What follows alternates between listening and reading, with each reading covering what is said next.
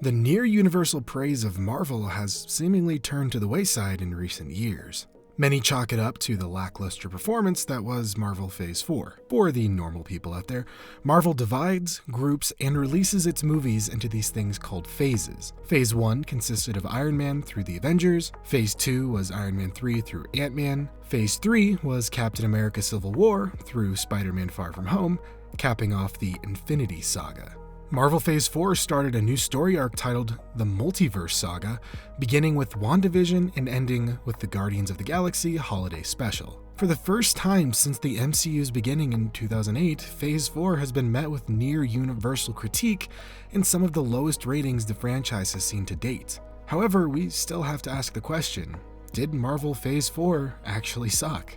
Well, today I want to get to the bottom of that. I'm going to go over everything released in Marvel Phase 4 and analyze them solely from a storytelling standpoint. I will be watching each movie and/or series and giving my personal opinions on them, and hopefully putting words to some of the things you've all been feeling about certain properties. Since there are a lot of properties to get to, I'll cover each entry fairly quickly. However, I most likely will come back and make a dedicated video about some of the movies and shows at a later date. Also, I've already made videos on Werewolf by Night, She-Hulk, and Shang-Chi, so if you want a more in-depth breakdown, go check out those videos. The link is in the description. Regardless, with that out of the way, let's get into it. Some are quick to forget that before WandaVision's release, we had a year without any Marvel movies. So when WandaVision graced our screens, we welcomed back the MCU with open arms. WandaVision was Marvel's first attempt at making a series, rather than solely movies. And as a concept, I love the idea. Movies are reserved for big events, whereas shows can tell more personal stories. Now, this is fantastic in theory. However, in execution, not so much. WandaVision's retro sitcom style of changing the era of sitcoms each week, coupled with an aura of mystery, was amazing. Then, when we pull out of the sitcom and follow S.H.I.E.L.D. trying to make sense of everything, it makes it even better. I don't know if I'm alone in feeling this, but all the S.H.I.E.L.D. stuff really gave me SCP vibes. S.H.I.E.L.D. found this anomaly and were trying to make heads or tails of everything, and people who entered the anomaly just disappeared and ended up as characters on a random sitcom being filmed from within the anomaly. That's like the most SCP thing I've ever seen. What made this show even better was that after each episode, everyone went rampant with speculation. Who's doing this? Mephisto, Wanda, Agatha. What does it all mean? Is Reed Richards the engineer? It was so much fun, but this right here is what's been killing Phase 4. Rampant speculation and false hope. WandaVision was a show simply about Wanda overcoming grief. Yet fans let it become something it never was. Many set themselves up for failure with how high their expectations were. But it's not just them. Marvel themselves are to blame too. Bringing back Evan Peters as Quicksilver was their first big mistake. He was simply there for a dick joke. Yet once he was there, the sky became the limit, because to fans, if he's back, then who else could come back? Now Marvel couldn't have just spoiled who he was outright, but bringing in someone like that only to turn him into a dick joke was a gut punch to the fandom. But WandaVision was also the first in many, many Marvel properties that have good setups with extremely weak endings. The ending battle, to me, should have been something more psychological. Meaning Wanda should have had to overcome her personal demons in order to heal, not fight an evil witch with lasers. The ending aside, Jimmy Woo, Monica Rambeau, and Darcy Lewis were all fantastic additions, and I love that they got the chance to develop them more as characters. Overall, WandaVision was a good ride, however the ending left me pretty unsatisfied.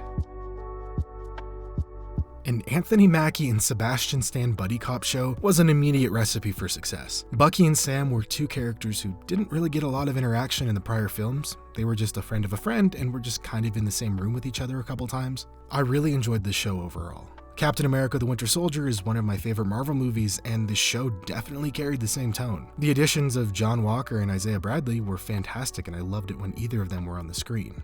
I also really like how they expanded Sam's personal life when we got to see his family and where he grew up. Not to mention showing how Bucky is reintegrating into the world post-brainwashing. Seeing his PTSD and guilt at play, mixed with his self-consciousness of living in Steve's shadow, was fantastic character development. The Flag Smashers were a different story. It's not that I didn't like them, it's that I felt that they were extremely weak and could have been better utilized. Hearing rumors that there were extensive rewrites to change the original plot puts a lot of context to their lackluster appearance. For those of you who do not know, Falcon and the Winter Soldier had extensive reshoots and had to rewrite elements of the show because the plot centered around a global pandemic. Yeah, it was a little too on the nose for when it was released. Basically, if you rewatch Falcon and the Winter Soldier with this in the back of your mind, you start to notice a lot of interesting things. The Flag Smashers were stealing mystery vaccines, Mama Donia died from tuberculosis, yet we never see anyone say the words tuberculosis as it's all said off screen, likely ADR, and much, much more. If you're interested, there are plenty of videos on the subject. While I think that plot would have been interesting, I totally understand why they axed it. However, they wrote out the pandemic plot, but didn't really replace it with anything of substance, and the end result was everything revolving around the Flag Smashers plot feeling somewhat hollow. Despite the villains, the chemistry between Sam and Bucky was fantastic, and the show was worth watching just for those characters. Loki was a fantastic show, and I loved the interactions between him and Mobius. It was a very interesting choice to flesh out this Loki variant from Endgame, but I'm really glad they did. The TVA were also really interesting villains, and I loved their retro aesthetic. It really gave me Control vibes. The ending with He Who Remains, teasing Kang, was also fantastic and makes Loki really one of the most important shows in Phase 4. Because without it, the Multiverse saga wouldn't have started.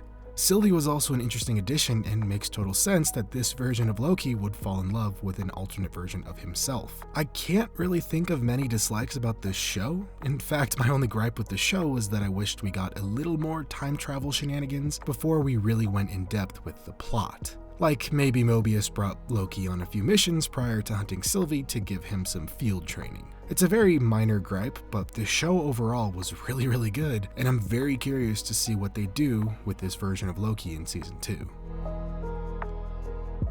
Black Widow was a movie that should have come out in 2016, but feels like it belongs in 2006. Before I get too critical, I'll mention the positives. Natasha's family was amazing. The dynamic between them all should have been throughout the entire movie. Natasha, Yelena, Red Guardian, and Melina all had amazing chemistry, and they genuinely felt like a family. All those little interpersonal moments between Natasha and Yelena were even better. All the jokes in this movie landed really well too, which you can't say for a lot of Marvel movies. However, I do feel like this was a pretty strong movie until the third act. Once they enter the Red Room, everything turns to shit. It genuinely feels like they figured out a cool free-falling action set piece and wrote backwards from that.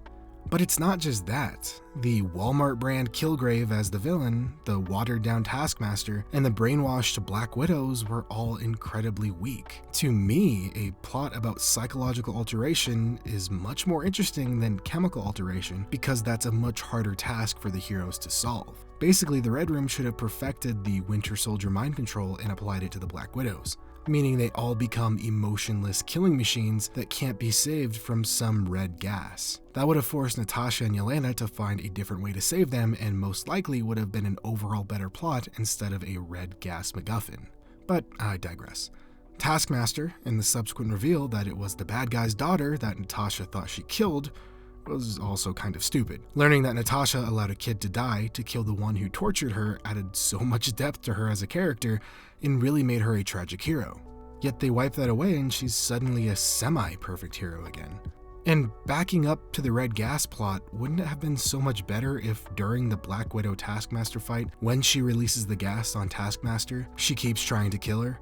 That this whole time Taskmaster wasn't brainwashed, she just genuinely wanted to kill Natasha. And Natasha would have to live with the fact that she can't save everyone. I could honestly talk about this movie for a long time, so I'll just leave it with this. Black Widow was a genuinely good movie up until the final act. Then it transitioned into a dumbed-down version of Captain America: The Winter Soldier. I've made a video on Shang-Chi before, so I won't go into too much depth, but I will say this.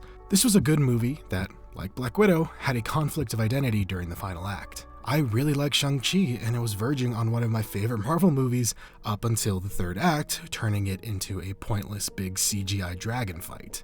All the characters were fantastic. Shang-Chi and Katie's relationship was also one of my favorite things about this movie because, guess what? A male and a female can just be friends too. All the fighting and music was on point, and I've rewatched that bus fight scene way too many times. All in all, this was an extremely good martial arts / family drama movie that just forgot what it was by the end. Okay, so I'm going to catch flack for this, but I don't care. I really like the Eternals. However, this shouldn't have been one movie. There were far too many characters to establish, and the end conflict was definitely an Avengers-level threat, and the fact that it was ignored by them made this movie feel extremely disconnected. The characters were all really interesting though. Everyone was excellently cast, and the dynamic between all the Eternals was really fantastic. Aesthetically, I actually like the design of the Eternals, even though it was muted in comparison to other cosmic characters. The gold stringy space magic was also a nice and unique touch. The mental conflict for Sprite, being thousands of years old and stuck in a child's body, was really great, as well as Thena's fading sanity. I also really liked Icarus being the villain because he was too zealous, as well as the moral implications of not letting a Celestial be born. All of that was very, very good. But let me just say this, their reasoning for not stepping in to stop Thanos was complete bullshit. Thanos delayed the emergence, yet the Eternals are on Earth to make sure that there was an emergence. So by their own logic, the Eternals should have stopped him in order to complete the emergence. Even though Ajak was pro-human, you would think Arishem would have told her to intervene in order to complete the emergence because that's why they're there. Also, what was the point of the deviants? It's like they were an afterthought and they totally wasted Bill Skarsgård. Also, yeah, this dude was Pennywise. Again, it feels as if this movie should have been 2 movies. They just bit off way more than they could chew, and while it was okay in the end, it could have been so much better. What they should have done was this. The first movie should have been about setting up the Eternals as characters, them fighting the deviants, then ending the movie as they learn about their true purpose. This divides the Eternals into 2 factions, pro-humans versus pro-celestials. This should then lead to an Avengers movie where the pro-human Eternals call on the Avengers to help them stop the pro-celestial Eternals.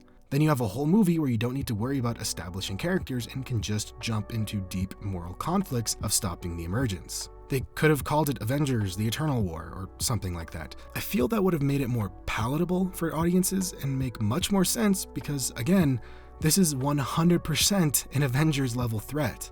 I actually have a lot more to say on this, so expect an Eternals video in the near future. But I digress. The movie does not deserve as much hate as it gets, and I think it asks a lot of interesting questions and sets up a lot of interesting characters. But also, Icarus flying into the sun at the end was just stupid.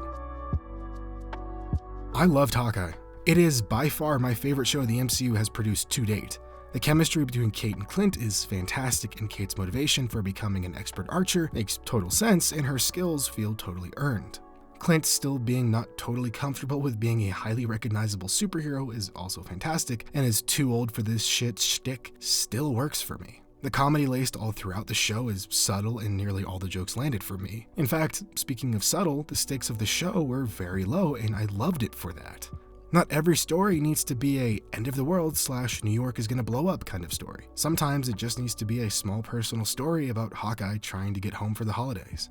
What's interesting is that I haven't heard much discourse around the show, and all of the things I have heard are typically negative, with complaints surrounding Kate as a character or how the show is just quote-unquote boring. To me, that's crazy because I think the show is nearly perfect. Emphasis on nearly. My major gripe with this show centers around the villains. We have Echo, Yelena, and Kingpin.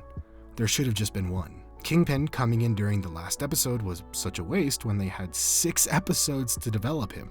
Echo coming in during episode 3 and Yelena during 4 felt very unnecessary. They should have just had Kingpin with either Echo or Yelena acting as his muscle hunting them down, not Yelena acting as a separate party. Because to me, I just really couldn't get interested in Echo as a character.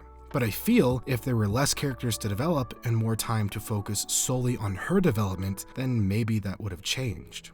I also assume most of her development was halted in the show because they wanted to save it for her own show, which is just dumb as hell.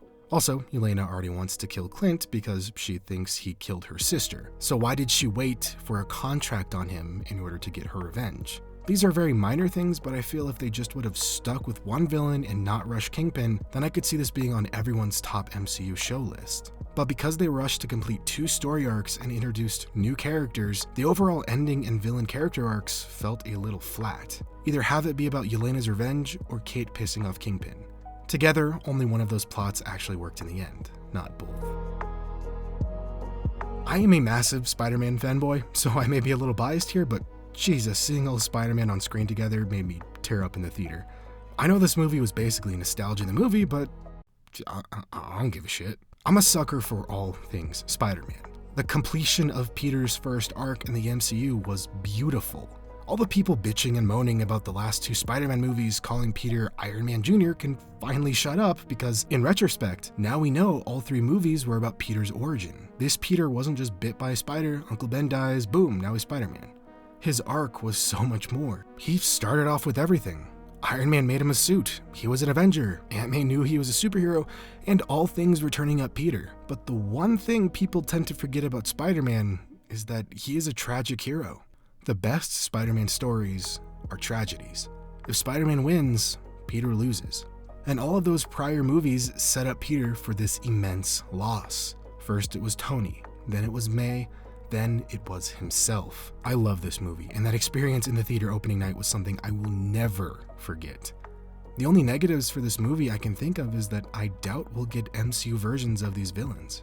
Which sucks because I really would love to see an MCU version of Doc Ock or Green Goblin. Besides that, I loved everything about this movie and cannot wait to see where Peter goes into the future after that gut-wrenching ending. And I am praying to the great Stan Lee in the sky that they don't immediately reverse that ending in the next movie. Give it time, let it breathe, and let Peter live with the consequences of his actions for a little bit as he meets a new supporting cast. Now, Moon Knight is a strange one. On one hand, I really liked it. On the other, it was extremely forgettable. It seemed like they wanted to make it weird, but didn't fully commit. When making anything Moon Knight, I expect Inception levels of perception manipulation. Throughout this whole show, I felt like they were just teetering on the edge of that. Overall, I really enjoyed Moon Knight. The suits were both great, Oscar Isaac, as usual, was fantastic, and the multiple personalities felt unique unto themselves. Ethan Hawke as the villain was pretty good, not the best, but not the worst, and Layla was a good side character too. But really thinking back on this show, it is really just one of the most shows of all time. Not amazing, not horrible, just okay. Remember when I mentioned rampant speculation and false hope really hurt this phase? Yeah, this movie didn't help either. With the title Doctor Strange in the Multiverse of Madness, I would have expected he would have visited more than two universes. Also, in this movie, Doctor Strange, the titular character, felt like he was just along for the ride. He didn't go on any character arcs throughout the movie. He kind of got cucked by Christine, then was still like, I love you despite the fact you're married or from another universe. But I think the discourse surrounding this film should have definitely been nipped in the bud before it spiraled way out of control. As soon as I heard Tom Cruise was going to be in this movie as Iron Man, I knew things were spiraling a bit. But again, Marvel is to blame. When your movie is called Multiverse of Madness, you'd expect a multiverse of possibilities. If they would have called it simply Doctor Strange in the Nightmares of Reality or something along those lines, then I feel like expectations would have been tampered. Wanda as a villain was really cool, however, those who didn't watch WandaVision were very confused. But I feel like her overall descent into madness worked very well. America Chavez was also good, and I'm curious to see what they do with her character in the future. And the Illuminati was a cool addition, but they totally wasted them. Other than that, I feel like if someone went into this movie without having heard any of the rumors, then they probably would have liked it far more than all of us who did. I don't have a lot to say on this. I liked it, but the villains were some of, if not the weakest and most forgettable villains in the MCU. However, I really like Kamala as a character, and seeing them explore her Pakistani roots was really interesting. Other than that, yeah, it was an alright show. I think it did exactly what it set out to do. The visuals were awesome, the little character moments were great, and giving her crystal Green Lantern powers instead of stretchy powers was an interesting choice, but I totally get why. All in all, it's a totally okay show with some of the worst, most forgettable villains in the MCU, but the character of Miss Marvel and her friends were all really good. This was a movie solely made to give Thor a daughter. That's it. They just wrote backwards from that. The jokes and CGI weren't the best, the journey was incredibly weak, and they completely wasted gore. In fact, this whole movie felt like a very watered down Thor Ragnarok. But that aside, Valkyrie, Thor, Korg, and Jane were all great, and all of their chemistry was on point. However, they just wasted Gorr when they easily could have replaced him with a number of other villains, and it would have served the same purpose. When your villain is named Gorr the God Butcher, you'd expect him to butcher more than like 2 gods. Again, this movie was just about giving Thor a legacy character to one day take up his mantle. It's not an unwatchable movie, but it could have been so much more if they toned back the jokes, played up Gorr, and had a better overall story instead of find this thing to beat this guy to save these kids. In fact, if this movie was about the Olympians versus the Asgardians, the movie they're obviously teasing at the end, it would have been way better. Zeus steals Asgardian kids and holds them hostage to force the Asgardians to give Earth to them. Thor then goes on a mission to either build a team or find a god-killing weapon in order to stop Zeus. If they used literally anyone other than Gorr as a villain, then I feel it would have been a much more well-received movie. Other than that, like I said, it was just a bland version of Ragnarok. She-Hulk delivered on exactly what it promised. The She-Hulk character is a comedic character. The She-Hulk show was a comedic show. It's weird people didn't understand that or had a hard time putting 2 and 2 together. But I digress. Despite the low ratings, I think She-Hulk delivered on exactly what it promised. It was genuinely funny at times too. However, the ending was really bad and ruined a lot of the story it set up throughout.